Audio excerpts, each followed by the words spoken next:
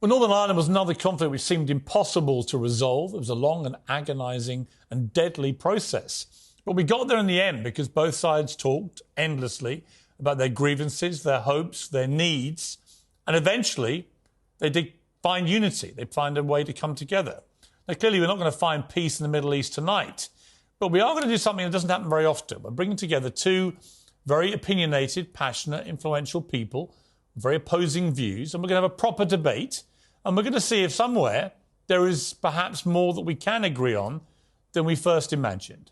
So thank you for joining me, gentlemen. We tossed a coin before we came on air tonight, and actually you won the toss, and you said you want to go second. I defer to my brother. And the way this will work, Mohammed, we have 4 sections of this debate, and at the start of each one, you'll both get 1 minute uninterrupted to say what you want to say about each of the themed titles of each block. So you go first, and at the end of your minute, you'll hear a sound, and when you hear that, you end, and then Rabbi Shmuley gets his chance to speak. So the first theme is a simple one. Are Hamas to blame? You have a minute, Mohammed, from now. From one perspective, Hamas started the battle because, obviously, from October 7th, even they themselves title it Tufan al-Aqsa or the flooding of al-Aqsa. But from another perspective, if you really look at it from an international law perspective, we're talking about 1967, we're talking about Security Resolution 242, in which it is actually stated that Israel is in a belligerent state because they're occupying the West Bank, East Jerusalem and Gaza.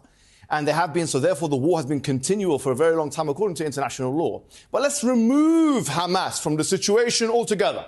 Let's remove them. What do you have? You have the West Bank. And what do you have in the West Bank? You have 187 children who have been put in prisons. They have been put in prisons, according to Bet Salem, without charge. You have 44 children before October the 7th that have been killed before October the 7th in just 2023 alone.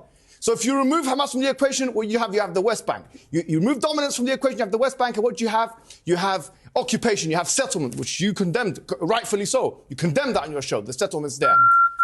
OK. Rabbi Shmuley, 1 minute to respond. Resolution 242 in the UN doesn't mention a single thing about aggression or aggressor. That is a total fabrication, and it speaks about disputed territories. But let's be clear. The occupier of Gaza is Hamas.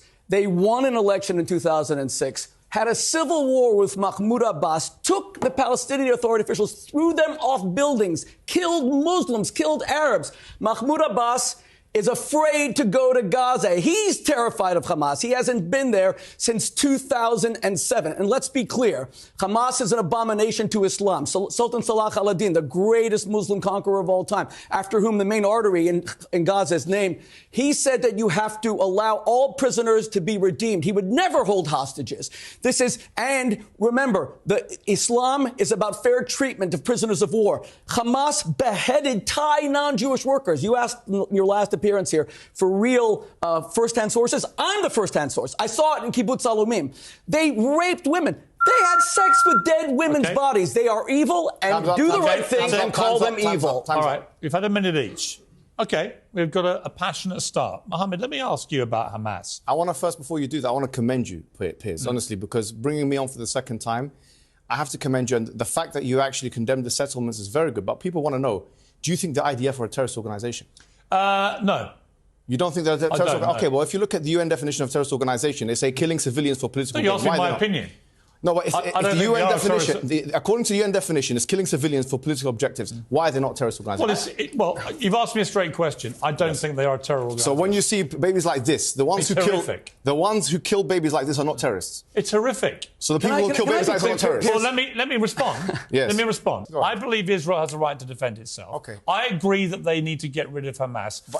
Who are terror groups. In this way? Well, here's the quandary for me morally, right? Why is it a quandary, though? I'll tell you why. With Hamas, it's not a quandary. I'll tell you why. Because in war, when you declare war, as Britain did with the Nazis... 100-to-1 ratio. No, 100 of course, to 1. There are combatant to non-combatant ratio. A far higher number of children in Gaza, proportionate to population, than almost anywhere in the world. Piers, so when they go after Hamas... Give me a chance. Very sadly... Mohammed, let me finish. This has become... No. Very sadly... You are the one who insisted on equal time. I never did, but you will not respect equal time. I will come to you literally in 30 seconds. He's going to ask you a question. In 30 seconds, I'll come to you. He's going to come to you afterwards. Let me finish, please. I am in charge here, Mohammed. So my final point on this is, unfortunately, in war, civilians 100 get to 1 killed. ratio. 100 to 1 ratio. Yes. 100 to 1 ratio. Yes, they get killed. No, not 100 to 1 ratio. It's an unacceptable ratio. Civilians get killed. Piers, listen. Rabbi Shmuley, in you come. You know, Piers, can I say respectfully, and I mean this as no insult, I'm amazed that you're intimidated by this man. I feel, well, with all due respect, if I can speak, He brought me in the second time. He brought me in the second time. I wouldn't bring him back if I was intimidated. If I can speak. And he raises a very valid question, by the way. No, he does not, because I have, before he did this debate, he went on X on Twitter and said, I'm only doing it if there's equal time. And then he is violating that. I never asked for equal time. I just want to be heard. But he won't even let me be heard. Let me explain something to you. You said in a video the other day, and you can look me in the eye, you said that Jews are now trembling. Mohammed, I am not. No, don't interrupt me. I am not trembling. It's all on my Instagram page. Now, you see this yarmulke? It means that I represent something. I'm an ambassador. You're an ambassador of Islam. You are talking about a religion that started the world's first universities, educated women. Fatima started the first university in the 9th century in Fez, Morocco. Irrelevant. Now we have a man who says that he's a representative of Islam. He will defend Hamas. I will. Bring it back to the topic. He will defend Hamas's butchery, savagery. You're running away. He doesn't care that Hamas is an abomination to Islam because Islam. But he hasn't done that. The children in Gaza are dying because Hamas uses them as bulletproof vests. Okay. The United States and France and England said yesterday that the Al-Shifa hospital is a military base. Okay. It has a tiny veneer. Let him have his minute. It has a tiny veneer of emergency rooms. Okay. Hold on a minute. But underneath all of it is a military base. You have a minute. And let me tell you something. If it's true that any of these countries care about the Muslims in Gaza because they believe what he's saying, that Israel's killing them, this is a map of all the countries that took place last week in Riyadh to save the Palestinians of Gaza from Israel. Do you know how many? That's Israel, a tiny thing. You know how many of them took in even one Palestinian from Gaza? Zero, nothing. Look at that map. Because they want to. The Arabs want to see. The Arabs want to see Hamas. Don't intimidate me. Don't bully me. Don't intimidate me. I'm not afraid of you. I've got to be able to ask questions. It's a debate. Let's come back. Let me ask you one specific question which he raised, which I don't think actually is your belief. I don't think you have defended what Hamas did on October the 7th. Yeah, I haven't. I think you share our... Are they evil? Unless I'm wrong. Are they evil? Are they evil? Is it me or him I'm speaking to? Are they evil? Rabbi Shmuley, is Hamas you're evil? now doing what you accused him of doing. Stop speaking. Let me ask you, what is your view of Hamas post-October 7th? I think that they, just like anybody else, have to be examined, have to look at all the... What's your opinion about them? Yeah, I think that... Look, here's my opinion. Let me be straightforward about this, right? Anybody who kills civilians, anybody, whether it's the IDF, I'm consistent in this manner. If it's proven beyond reasonable doubt that these people have killed civilians in both of our faith traditions, in Islam and Judaism, in the Quran is mentioned, in the Prophet, he said it himself, you cannot kill a woman, you cannot kill a child. I condemn them. That's what I do. Straight away, whether he's Muslim, whether he's non-Muslim, whether he's Christian or anybody else. I've already said that. So I'm not being inconsistent here. My question is, if that is exactly the barometer that we're using, if that's the moral reasoning that we're using, then we have to say, look, if you have a 100 to 1 ratio, and that's what it is, 100 to 1 ratio. And do you know how I got this figure? I got this figure from the IDF themselves because they have reported to but let me ask you this. Does Hamas deserve to stay in power after what they did? I don't think we should have Hamas in power. What I think we should... No, let me tell you... We should have... How do you get rid of them? We should have a Palestinian Authority with bigger armies and airports, with proper tanks and with airplanes like every country in the world. You know what? You might be right. But absolutely. They won't allow it. The Israelis won't allow that. How do you get rid of Hamas?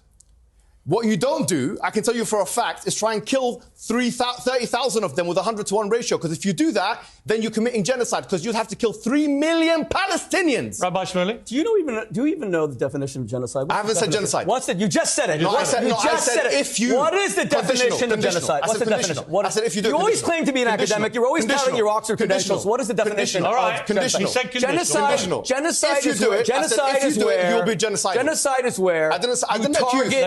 You target an ethnicity for extinction. Ethnicity, side, murder. Yes, if you do it. If you kill 3 million Palestinians, are you genocidal or not? If you kill 3 million Palestinians, are you genocidal or not? Don't speak over each other. There are 1.8 million Muslim Arabs who live in total peace in Israel as equal citizens. In fact, Israel practiced reverse discrimination against the Jews because the Jews are conscripted to fight Hamas. So, If Israel, excuse me, no, you will not interrupt me. If Israel, you will not interrupt me. You will not interrupt me. You will not interrupt me. You will not bully me. You will not interrupt me. I am not afraid of you. Stop saying the Jews tremble. Now, let me be clear. Let me be clear. We're getting nowhere if you shout over each other. Well, then you need to control your guests, with all due respect. Okay, he said he said equal time, and there's no equal time. Now, there's no equal time. If Israel was interested in a genocide of the Palestinians, why do they have 1.8 million equal Arab Muslim citizens who are in the Israeli Supreme Court, who are 1/3 of the medical profession? Do you know that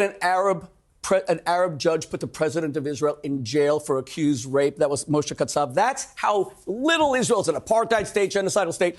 This man sitting next to me, Mohammed Hijab, will not distinguish between self-defense when Hamas comes to brutalize and murder your people versus when an army like Britain, like France, stops, retaliates to simply protect their citizens.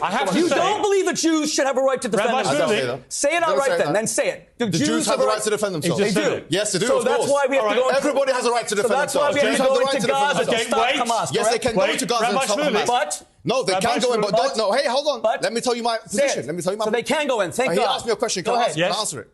Yes, they can go into even fight. Even Abu Ubaidah, the general of Hamas, he said, "Nahnu fi intidharikum" in Arabic. We are waiting for you. That's what he's been saying. Hold on. You've asked me a question. Go ahead. They do have a right. What I've been advocating all along is face-to-face confrontation. What I'm against... Hold on, excuse me. What I'm against is a 100-to-1 ratio, because if you have 100... We're going to come to this in block two.